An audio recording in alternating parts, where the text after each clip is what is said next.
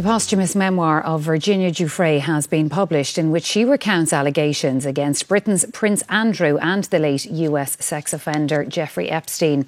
It comes amid growing pressure on the royal family to formally remove the prince's titles.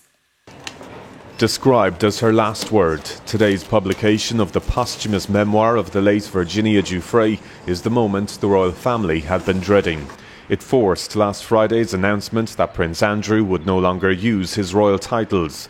This morning, people in London gave their views. It is damaging, yeah. And, you know, as a Republican, I don't think it's serving the monarchy and it's been its best light. Anything to do with Epstein and what Andrew did, obviously, will reflect badly on the royal family. Nobody's Girl details years of abuse suffered by Virginia Giuffre. She writes of a suspected miscarriage after having sex with a group comprising approximately 10 people, which allegedly included Jeffrey Epstein and Prince Andrew. The prince denies wrongdoing. But pressure is growing on the British government and royal family to formally remove Prince Andrew's royal titles. It's why the Scottish National Party has put forward a motion today demanding action. All this points to a deeply flawed character, and if he is to continue to be called Prince with the government's blessing, then we as opposition MPs will not be part of that, and we will fight to get him stripped of that title. There are also demands to evict Prince Andrew from the 30-room mansion he lives in on the Windsor estate. It's emerged that he only pays peppercorn rent on the property, which is a nominal fee, if even demanded. Yesterday, Buckingham Palace requested that people focus on the work of the royal family, but for now, all attention is on the continued fallout sparked by the words of the late Virginia Giuffre. Tommy Meskel, RTE News, London. Well, we return now to the controversy about Britain's Prince Andrew following the publication of Virginia Giuffre's memoir accusing him of sexual abuse. We're joined now by Jenny Bond, journalist and former royal correspondent. Thanks so much, Jenny, for joining us this evening. We know that last week Prince Andrew said he wouldn't use his title, the Duke of York, anymore voluntarily, but should it officially be taken away from him by Parliament? Well, there's quite a head of steam building up on that. And I think we should actually address the question of whether he gave up his titles voluntarily. He absolutely did not.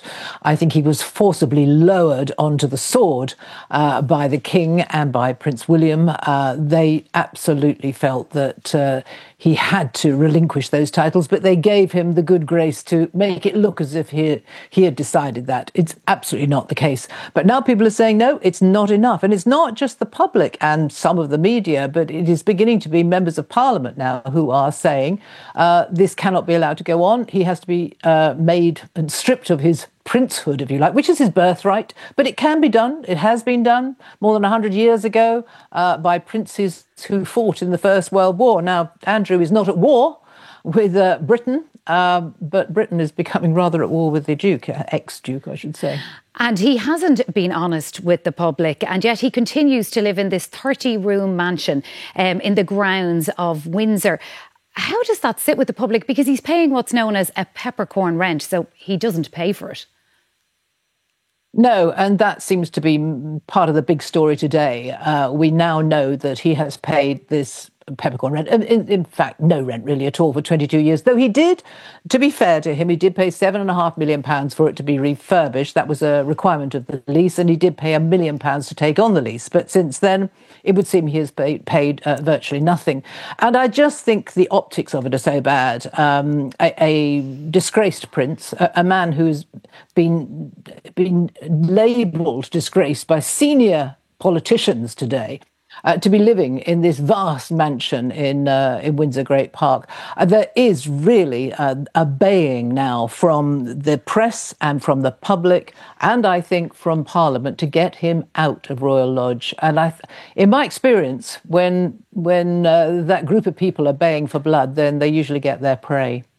King Charles has taken away his annual allowance of £1 million a year, and he also won't be allowed to attend the royal Christmas events at Sandringham. But he's still a huge liability for the family. Is there still pressure on King Charles now to do more? Well, there is, but you have to remember, I know Charles is trying to protect the institution of monarchy, and more particularly William, who is a driving force in this, absolutely determined to protect the monarchy, but it's a family as well. It's a royal family and a monarchy. And Charles he's a very sensitive man. He's not an unkind man. And I think he's finding it quite tough to be so ruthless with his brother. But I think he will never be seen. Andrew will never be seen with other members of the family again. I don't think so for the foreseeable future. And I would think that Andrew and Fergie, as we rather affectionately got to know her, but she is equally embroiled in this, I think they are going to possibly be forced into some kind of exile. And does any of this change his position as eighth in line to the throne? Well, it doesn't, no. And I have no idea how you dislodge someone from their line in succession.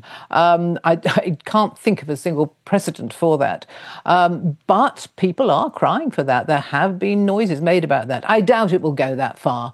But one thing I do think that should happen, he should be removed from the list of councillors of state. And that's a very small number of senior members of the royal family who can deputise for the king. And although theoretically that isn't going to happen because he's low down the order, it could happen.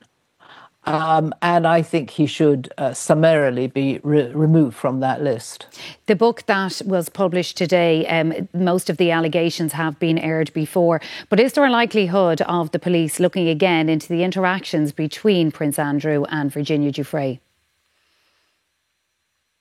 The whole thing is so sordid, and more keeps coming out. And people in New York are trawling through hundreds, thousands of emails.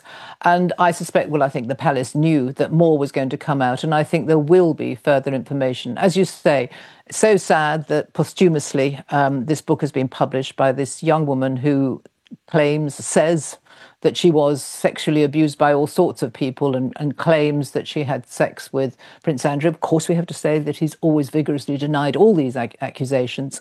But it's so sad that we're reading what is an absolutely harrowing account of a young woman's life. And I do think the palace are keen to say, yes, they do want attention to be focused on their work now and not on what's going on with Andrew. But also, they've made it clear they feel the focus must be not on the damage limitation for their reputation, but on the young women who were abused by Epstein. Jenny Bond, a former BBC Royal correspondent, thank you so much for joining us on 6-1 this evening.